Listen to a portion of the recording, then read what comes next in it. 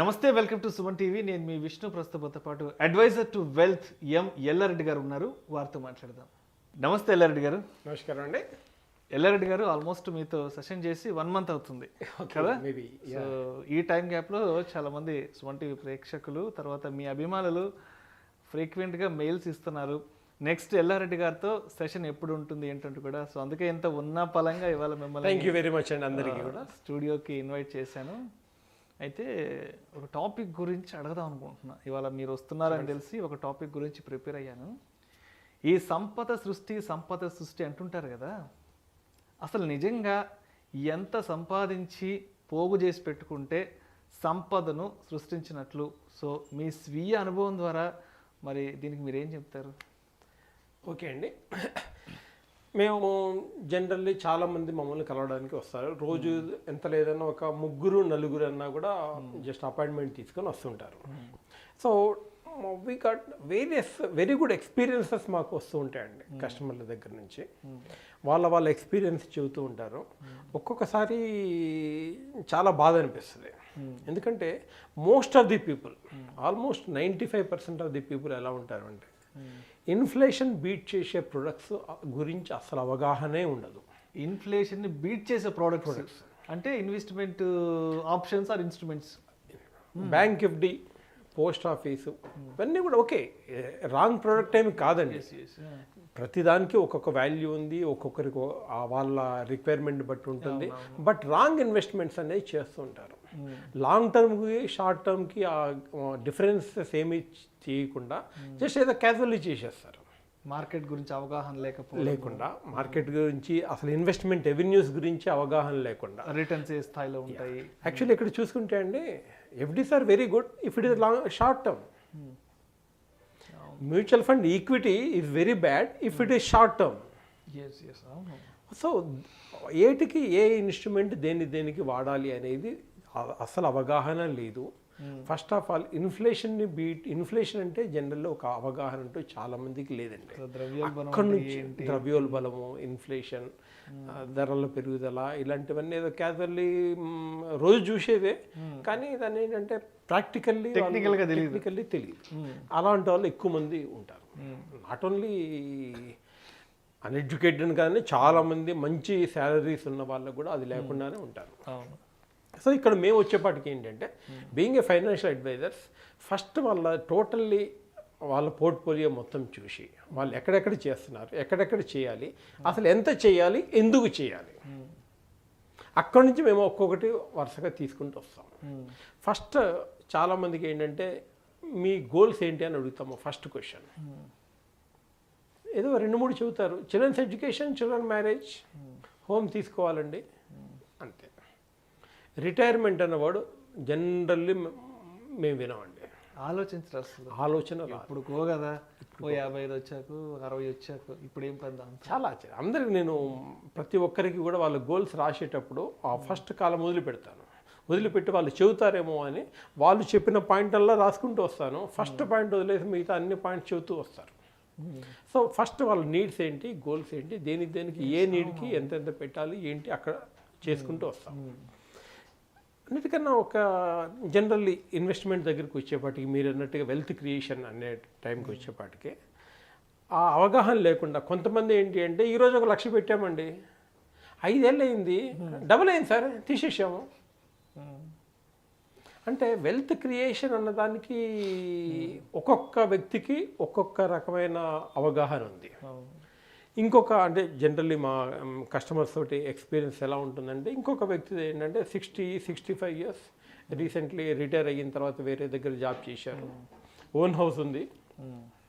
ఆయన దగ్గరికి వెళ్ళి మామూలుగా ఇట్లా మంచి రిటర్న్స్ వస్తాయి అంటే, సార్ యెల్లారెడ్డి గారు ఎప్పుడు మనీ అంటారేంటి, నా దగ్గర ఆల్రెడీ 2 కోట్లు ఉన్నాయండి, ఇల్లు ఉంది, నేను ఇంకెంతకాలం ఉంటానో నాకు తెలియదు, ఇప్పుడు 65, పిల్లలు సెటిల్ అయిపోయారు, ఇప్పుడు 2 కోట్లు, 4 కోట్లు ఇస్తారండి, మీరు ఏం చేసుకోవాలి నేను అంటారు. వాళ్ళ పర్వ్యూ ప్రకారంగా అది చాలా correct, no doubt about it. కానీ అదే వ్యక్తి దగ్గర ఈరోజు 2 కోట్లు లేకుండా జస్ట్ 10 లక్షలే ఉంటే మైండ్ సెట్ ఎలా ఉంటుంది? ఎనఫ్ మనీ ఉంది కాబట్టి మనీ గురించి ఆలోచించడం లేదు. కానీ రిలాక్స్డ్ గా ఉంటున్నారు కాబట్టి అదే 10 లక్షలే ఉందనుకోండి, everything is money for them. Money తీసేయడానికి లేదండి. అల్టిమేట్గా ప్రతి ఒక్క చిన్నదాన్ని కూడా మనీ గురించి క్యాలిక్యులేట్ చేస్తారు. లేకపోతే ఉంటే ఎస్ అన్నట్టుగా ఆయన అన్నట్టు కరెక్టే. ఇంకా కొంతమంది దగ్గరికి వెళ్ళాను, అంటే ఇన్వెస్ట్మెంట్ పర్పస్లో వచ్చేపాటికి ఒక ఇండస్ట్రియలిస్ట్ దగ్గరికి వెళ్ళానండి.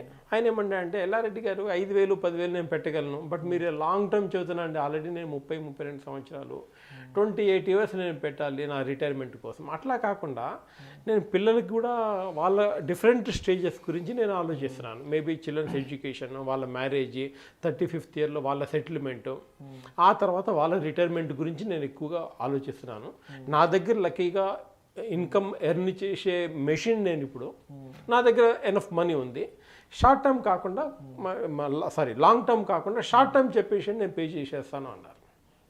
Short term, very short term, maybe 5 years 6 years చెప్పండి, నేను పే చేసేస్తాను.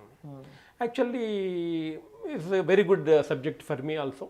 I prepared a chart for them. Surprisingly ఆ కస్టమర్ చెప్పింది అంటే, ఒక 1 lakh rupees ఎవ్రీ మంత్ పెట్టేస్తాను నేను, నెలకు 1,00,000 రూపాయలు సిస్టమాటిక్ ఇన్వెస్ట్మెంట్ తీయను, తర్వాత తీయను. ఆ వేరియస్ టాపిక్స్ ఆ నీడ్స్ వచ్చేదాకా నేను టచ్ చేయను దాన్ని. సో కరెక్ట్గా చిల్డ్రన్స్ ఎడ్యుకేషన్ వరకు, మ్యారేజ్ వరకు, వాళ్ళ రిటైర్మెంట్ కూడా, ఎర్లీ రిటైర్మెంట్ అంటే నేను డబ్బులు సంపాదించి చేస్తాను, వాళ్ళు 60 సంవత్సరం దాకా వర్క్ చేయాల్సిన అవసరం లేదు, వాళ్ళ 50వ సంవత్సరం రిటైర్మెంట్ అనుకోండి, సో ప్లాన్ చేయండి అని నాకు చెప్పారు. సర్ప్రైజింగ్లీ నేను క్యాలిక్యులేషన్ చేసి వాళ్ళ దగ్గరికి తీసుకెళ్ళిపోతే, ఆ పర్టికులర్ వ్యక్తి పెట్టడమే కాకుండా వాళ్ళ దగ్గరలో ఉన్న వాళ్ళ కొలీగ్స్ ఒక 10 మందితోటి ఇన్వెస్ట్ చేయించారు. ఎన్ని ఇయర్స్కి మీరు చెప్పిన షార్ట్ టర్మ్ అంటే జస్ట్ 6 years. 6 years డ్యూరేషన్ వాళ్ళు అడిగారు.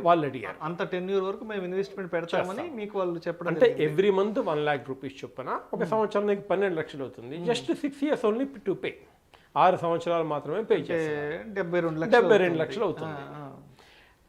అది అంటే ఇక తర్వాత no payment, just keep watching how it is growing, అంతే, ఇంకేమి చేయాల్సిన అవసరం లేదు. అంటే ఇన్వెస్ట్మెంట్ అనేది కేవలం 6 years 6 సంవత్సరాలు మాత్రమే చేస్తారు. తర్వాత నుంచి రిలాక్స్ అయిపోవాలి, ఇంకా అవసరం లేదు ఇన్వెస్ట్మెంట్ పెట్టడం, ఏమీ లేదు. సర్ప్రైజింగ్లీ అతని 50వ సంవత్సరంకి చూసుకుంటే 166 కోట్ల వెల్త్ క్రియేషన్ అవుతుందండి. 166 కోట్ల వెల్త్ క్రియేషన్ అవుతుంది. జస్ట్ 6 సంవత్సరాలు పే చేయండి, మర్చిపోండి. అంటే 6 సంవత్సరాలకి 72 లక్షలు మనం ఇన్వెస్ట్ చేస్తే అతనికి 50వ సంవత్సరం వయసు వచ్చేటప్పటికి 166 కోట్లు అవుతుంది. ఎస్, వాళ్ళ పిల్లలకి వాళ్ళ రిటైర్మెంట్, ఎర్లీ రిటైర్మెంట్ 166 కోట్లు. అంటే ఇక్కడ చూడండి, పర్సన్ టు పర్సన్, ఒక పర్సన్ ఏమో 1 లక్ష పెట్టి ఇన్వెస్ట్ చేసేసి ఇంకొక 1 లక్ష కాగానే అబ్బో చాలండి నాకు చాలా వచ్చేసింది అనుకుంటారు. బట్ ఈ వ్యక్తి every month 1 lakh rupees invest చేసి 166 కోట్లు, it is so called wealth కదండి. నేను నిజంగా నమ్మలేకపోతున్నాను, నిజంగా నమ్మశక్యంగా లేదు అసలు. 72 లక్షలకి 166 కోట్లు పోగు చేసుకోవడం అంటే, అది కూడా ఒకసారి చెప్పండి అసలు. Very normal at the rate of 12% చొప్పున అయితేనే, 12% సిఏజిఆర్ వేసుకున్నా కూడా 166 కోట్లు. 166 కోట్లు. ఒకవేళ 15 వేసుకుంటే దాదాపుగా 531 కోట్లు అవుతుందండి. 531 కోట్లు ఏంటి సార్ అసలు? అది పవర్ ఆఫ్ కాంపౌండింగ్ అండి. చాలామందికి తెలియంది పవర్ ఆఫ్ కాంపౌండింగ్. అది మ్యూచువల్ ఫండ్లో వస్తుంది, ఇంత బాగా ఉంటుంది అని. ఈ రోజు కూడా మన బ్యాడ్ లక్ ఏంటంటే, ఇండియా మొత్తం మీద జస్ట్ 3% మాత్రమే మ్యూచువల్ ఫండ్లో ఇన్వెస్ట్ చేస్తున్నారండి. మెల్లగా అందరినీ తీసుకొచ్చేసి, సరే ఇక్కడ ఇన్ఫ్లేషన్ బీట్ చేయని ప్రొడక్ట్ వాళ్ళు ఇన్వెస్ట్ చేయడం ద్వారా వాళ్ళకే కాదండి వెల్త్ క్రియేషన్, కంట్రీ కూడా వెల్త్ క్రియేషన్ కావడం లేదు ఇక్కడ. సో వాళ్ళకు కూడా ఆ 15% ఆ 12% రేంజ్లో వచ్చేసి వాళ్ళు ఇన్కమ్ అనేది ఎర్న్ చేసి, సేవింగ్ అంతా బాగా వస్తే అల్టిమేట్లీ నేషన్కి కూడా గ్రోత్ వస్తుంది. సో తెలియని వాళ్ళకి చెప్పడమే చాలా ముఖ్యమండి.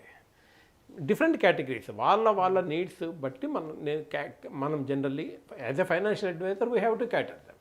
రైట్. అయితే ఇప్పుడు ఒకసారి అంటే మీరు చెప్పిన ఈ నంబర్స్ ఏవైతే ఒకసారి అసలు టెక్నికల్గా మనకి స్టాటిస్టికల్గా ఇవి ఎట్లా వర్కౌట్ అవుతాయి అంటే ఒకసారి మన ప్రేక్షకులకు డీటెయిల్గా ఒకసారి చెప్పగలరు? యా, ఏం లేదండి, ఇక్కడ 1 lakh రూపీస్ పర్ మంత్ చొప్పున 1 yearలో 12 లక్షల రూపాయలు పే చేస్తాము. అట్లా first year, second year, third year, fourth year, fifth year and sixth year. So total investment వచ్చేసి వాటికి 72 లక్షలు అవుతుంది. So they are not going to invest anymore and they are not removing anything. So అదే amount మనకి 10th ఇయర్కి వచ్చేపాటికి దాదాపుగా 2 కోట్లు అవుతుందండి. 10th ఇయర్కి 2 కోట్లు అవుతుంది. 2 కోట్లు అవుతుంది. అలాగే చూసుకుంటూ వెళ్తే ఏమి టచ్ చేయకుండా జస్ట్ రివ్యూ చేసుకోవాలి, ఫండ్స్ ఎలా ఉన్నాయి ఏంటి అనేది ఇయర్లీ రివ్యూ ఉంటుంది. ఆ పర్టికులర్ కస్టమర్కి నేను ఇన్ని సంవత్సరాల నుంచి రివ్యూ చేసుకుంటూ వస్తున్నాను. సో కొంచెం మధ్యలో కొంచెం చేంజింగ్ చేసినా కూడా మొత్తం మీద సేమ్ అమౌంట్ మనకు వస్తూ ఉంటుంది కాబట్టి so almost is more than 15% accumulating now as and now. But నేను జనరల్లీ చెప్పేది అంటే 12% ఎక్స్పెక్ట్ చేయండి, అంతకన్నా డెఫినెట్గా ఎక్కువ వస్తుంది. సో 12 చెప్పి 13, 14, 15 ఇస్తే హ్యాపీ ఫీల్ అవుతారు. తక్కువ చెప్పి ఎక్కువ వస్తే ఇంకా హ్యాపీ. సో కాబట్టి నేను కొంచెం తక్కువే చెబుతాను. 15, 18 వచ్చిన సందర్భాలు కూడా ఉన్నాయి. బట్ జనరల్లీ 12 చూసుకున్నా కూడా ఒక 166 కోట్లు వెల్త్ క్రియేషన్ అంటారా కాదా? వినడానికి నెంబర్ అసలు షాకింగ్ నెంబర్ అసలు. బట్ ఇది చెప్పిన తర్వాత చాలామంది ఆలోచిస్తున్నారండి. ఎందుకంటే ఆ పర్వ్యూ అక్కడ దాకా తీసుకెళ్ళడం లేదు. అక్కడ దాకా ఆ వ్యూ చూపిస్తే చాలామంది ఇన్వెస్ట్ చేస్తున్నారు. 50,000 ఎవ్రీ మంత్ ఇన్వెస్ట్ చేస్తారు. ట్రై చేద్దామండి, ఓన్లీ 6 years కదా, ఐ కెన్ డూ ఇట్. కొంచెం కష్టమైంది, ఎస్ కష్టమైంది. బట్ వెల్త్ అంత ఈజీ ఏం కాదండి వెల్త్ క్రియేషన్ చేయడం. So the possibility is there. Thank you so much Yellareddy గారు. సంపద సృష్టి అంటే ఏంటి, అసలు ఎంత సంపదను సృష్టించుకుంటే మనం నిజంగా డబ్బు సంపాదించినట్లు అనే అంశానికి సంబంధించి చాలా విశ్లేషణాత్మక వివరణ ప్రేక్షకులకు తెలియజేశారు. Thank you so much sir.